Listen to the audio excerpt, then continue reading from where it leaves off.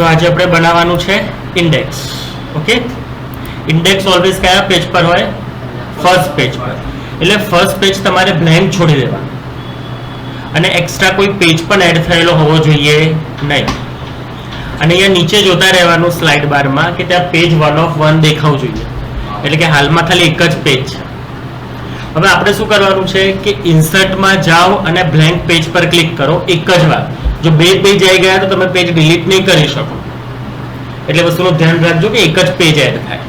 અને શોર્ટકટ યાદ રાખવું હોય તો કંટ્રોલ એન્ટર.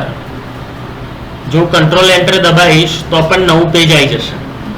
એટલે ફર્સ્ટ પેજ જે છે, જે અહીંયા તમને દેખાય છે, જુઓ કેટલા પેજ છે? ઓનલી 1 પેજ છે. જુઓ, બીજું કોઈ પેજ અવેલેબલ નથી.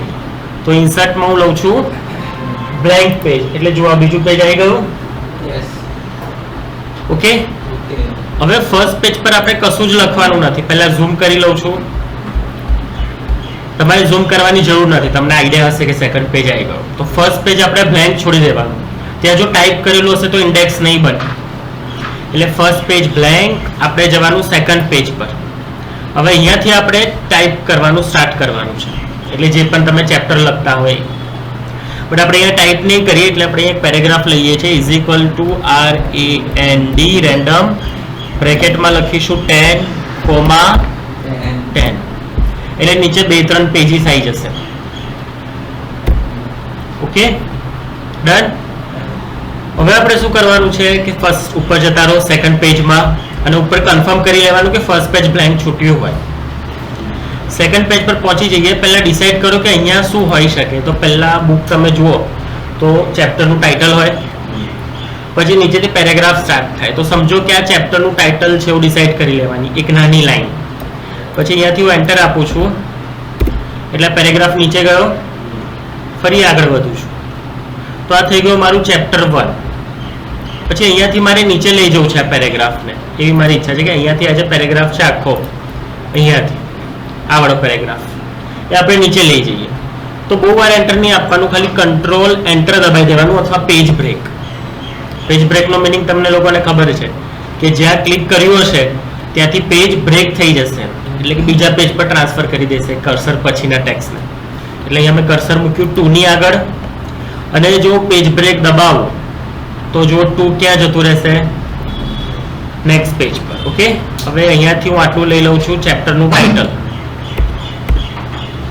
આવી રીતના રેન્ડમલી અરેન્જ કરવાનું છે. કોઈ પણ લાઈન તમે એઝ અ ટાઇટલ લઈ શકો છો.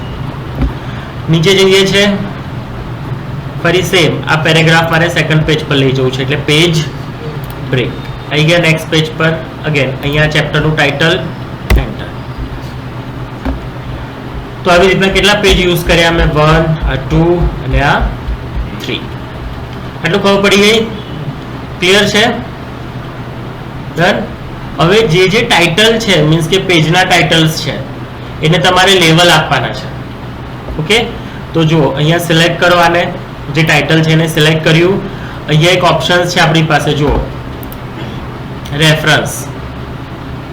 સૌથી પહેલા ટાઇટલને સિલેક્ટ કરવાનું જેને આપણે ચેપ્ટરનું ટાઇટલ બનાવ્યું છે. રેફરન્સમાં ગયા, એમાં એડ ટેક્સ આપેલું છે. તો આજે કયો ટૂલ યુઝ કરીએ છીએ? રેફરન્સ. એડ ટેક્સમાં જુઓ શું આપ્યું છે? લેવલ 1. તો લેવલ 1 એટલે ચેપ્ટર. લેવલ 2 એટલે સબ ચેપ્ટર. જેમ પેલું ઇન્ડેક્સમાં શીખ્યા હતા આપણે બુલેટમાં 1, 1.1, પછી 1.1.1, તો એ થર્ડ લેવલ હતું.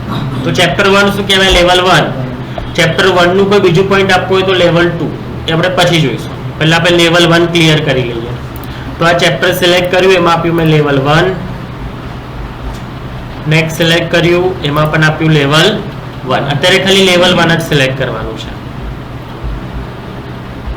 અગેન ટેક્સ્ટમાં જઈને લેવલ 1. આવી રીતના આપણે દરેક ચેપ્ટરને ટાઇટલ આપી દીધા. આટલું ખબર પડી ગઈ? ઓકે, તો અહીંયા આપણે લેવલ આપીને રેડી કરી લીધા. હવે આપણે જઈશું ફર્સ્ટ પેજ પર. અને ફર્સ્ટ પેજ પર જ્યારે અહીંયા ક્લિક કરશો તો અપ એરો કીથી ક્લિક કરીને જોઈ લેવાનું કે કોઈ જગ્યા છૂટતી ના હોય. તો આ મૂવ નથી થતું કર્સર, એટલે હું એક્ઝેક્ટ ઉપર આવી ગયો છું. લેફ્ટ રાઈટ બધું કરી જોઉં છું. જો અપમાં ઉપર નથી જતું. હવે રેફરન્સમાં જ ટેબલ ઓફ કન્ટેન્ટમાં અહીંયા આપ્યું છે ટેબલ ઓફ કન્ટેન્ટ્સ, એમાં પહેલું ઓપ્શન આપેલું છે, સિલેક્ટ કરી લેવાનું. એના પર ક્લિક કરીશ એટલે ઓટોમેટિક લેવલનો યુઝ કરીને ઇન્ડેક્સ જનરેટ કરી દેશે. જુઓ બની ગયા ઇન્ડેક્સ. આ પેજ નંબર 2 પર છે, આ 3 પર છે અને આ 4 પર છે. અને દરેક ચેપ્ટરના નામમાં જે મેં ટાઇટલ આપ્યા હતા એ ઉપર ઓટોમેટિક લખીને આવી ગયા. જેમ કે અહીંયા જુઓ, click insert and then choose elements. જો અહીંયા સેમ લખેલું હશે ટેક્સ્ટ. દેખાયું? હવે મારે એના પર ક્લિક કરું તો ડાયરેક્ટ જમ્પ થવું જોઈએ એ ચેપ્ટર પર. તો કંટ્રોલ કી દબાવવાની કીબોર્ડ પરથી. કંટ્રોલ કી દબાવીને આ ચેપ્ટરના ટાઇટલ પર ક્લિક કરવાનું છે. કંટ્રોલ કી તો ખબર જ છે દરેકને. કંટ્રોલ પર ક્લિક કરી જેવું અહીંયા હું ક્લિક કરીશ એટલે જો હેન્ડ ટૂલ આવી જાય છે. અને જો હું કંટ્રોલ છોડી દઉં તો હેન્ડ ટૂલ નથી આવતું. એટલે ક્લિક કરીશ એટલે હેન્ડ જેવો સિમ્બોલ આવી ગયો અને જસ્ટ ક્લિક કરો, જો એ જમ્પ કરશે અમને ચેપ્ટર પર. થયું? તો આ ઇન્ડેક્સ બનાવ્યો આપણે. તો ઈ બુક જે બનાવતા હોય છે લોકો એ આ રીતના બનાવે છે. હવે આપણે આની ડિઝાઇન આપીએ તો ડિઝાઇન ટૂલમાં યાદ હોય તો આપણે આટલું શીખ્યા હતા, બટ આ ટૂલનો યુઝ નહોતો કર્યો, એ હવે યુઝ થશે. તો અહીંયા સિમ્પલ ટાઇટલ છે. જુઓ ખાલી બ્લુ કલર છે, બીજી કોઈ ડિઝાઇન્સ નથી. મારે એને થોડું ક્રિએટિવ કરવું છે તો ડિઝાઇન આપવા માટે ડિઝાઇન ટૂલમાં જવાનું. અહીંયા મોર પર ક્લિક કરવાનો ઓપ્શન છે. જુઓ એના પર ક્લિક કરશો એટલે અલગ અલગ સ્ટાઇલ આવી જશે. કોઈ પણ સ્ટાઇલ તમને ગમે એના પર ક્લિક કરી દો. જેમ કે હું આ રાખું છું, ક્લિક. જો ઓટોમેટિક બેકગ્રાઉન્ડમાં બ્લુ કલર આવી ગયો ટાઇટલના. હવે મારે કલર ચેન્જ કરવો છે તો અહીંયા કલર પણ આપ્યો છે. જો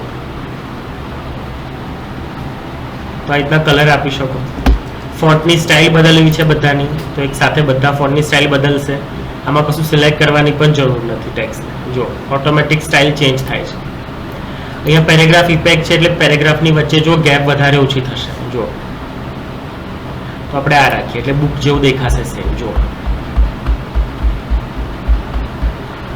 થઈ ગઈ ડિઝાઇન. મારે કોઈ કલર કરવાની જરૂર પડી નથી. ડન. એટલે હવે આપણે કંટ્રોલ દબાવીશું અને જસ્ટ અહીંયા ક્લિક કરીએ. થઈ ગયું? થશે. પછી આને ફાઇલને સેવ કરવાની પહેલા વર્ડની ફાઇલ તરીકે. પછી હું તમને ઈ બુક બનાવવાનું બતાવું, PDF. પહેલા આપણે એને નોર્મલ સેવ કરીએ. બ્રાઉઝમાં જઈએ. પહેલા હું કેવી રીતે સિલેક્ટ કરું છું? Microsoft word format. Microsoft word જે રીતે તમે સેવ કરો છો એ રીતના. જેમ કે મેં ડેસ્કટોપ પર સેવ કરી બુક નામથી. આ કઈ ફાઇલ છે? વર્ડની ફાઇલ છે. જો અહીંયા લખેલું છે વર્ડ ડોક્યુમેન્ટ અને આ મેં સેવ કર્યું. અહીંયા મારે શું કરવું પડે છે? ચેપ્ટર જોવા માટે કંટ્રોલ દબાઈને ક્લિક કરવું પડે છે. કેમ? કારણ કે માઇક્રોસોફ્ટ વર્ડમાં ઓપન છે. હવે આને એઝ અ PDF સેવ કરું છું. PDF ખબર છે ને દરેક જણને? એઝ અ ઇમેજ આવશે ફાઇલમાં. તો ફાઇલમાં ગયા, અગેન સેવ એઝમાં જ જવાનું. આપણે સેવ કરી ચૂક્યા છે વર્ડમાં. ફરી સેવ એઝમાં જાઓ, ફરી ડેસ્ટિનેશન સિલેક્ટ કરો અને જે વર્ડ ડોક્યુમેન્ટ લખેલું છે અહીંયા ટાઈપમાં, સેવ ટાઈપ, કે તમારે ફાઇલ કયા ટાઈપમાં સેવ કરવી છે ત્યાં ક્લિક કરીને PDF લઈ લેવાનું. જો PDF સિલેક્ટ કરશો અને સેવ કરશો એટલે આ PDF ફાઇલ આવી જશે. જુઓ આની અંદર કંટ્રોલ દબાવવાની જરૂર નથી. જુઓ ડાયરેક્ટ ક્લિક કરીશું તો પેજ નંબર 3 પર જતું રહેશે. અહીંયા 1 દેખાય છે એટલે આપણે પેજ 1 માં છે. જ્યારે હું ક્લિક કરીશ અહીંયા જુઓ કયું પેજ આવ્યું? 3. ખબર પડી ગઈ બુક્સ કેવી રીતના બને? તો આ રીતના ઈ બુક બનાવવાનું ફોર્મેટ છે, ઇન્ડેક્સ બનાવવાનું. ક્લિયર થઈ જશે? ચલો સ્ટાર્ટ કરો.